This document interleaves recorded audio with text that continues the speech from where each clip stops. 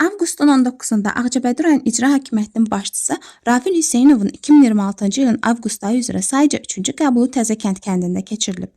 Səyyar qəbulda kənd sakinlərinin müraciətləri dinlənilib, suvarma suyu və digər məsələlərlə bağlı üzləşdikləri çətinliklər qeyd olunub. Kənd sakinləri Əli Şıxaliyev, Vüsal Əliyev, Fariz Əskərov və digərləri əkin sahələrinin suvarılması, sudan istifadəyə görə haqqın ödənilməsinə baxmayaraq suyun istifadəsində yaranan çətinlikləri dilə gətiriblər. Məsələ ilə bağlı rayon rəhbəri vətəndaşlara müvafiq şəkildə qaydaları izah edib.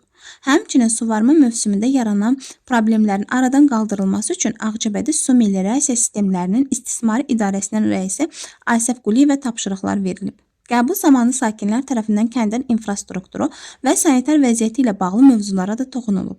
Vətəndaş Vahid Mamedov kənd ərazisindən keçən su kanalında antisanitariya vəziyyətinin yarandığı, eləcə də təmizlənməyə ehtiyac olduğundan danışıb. Digər sakin Haqverdi Həziyev kənddəki 10 kilovoltluq elektrik dirəklərinin qəzalı vəziyyətdə olduğunu və təhlükə yaratdığını qeyd edib.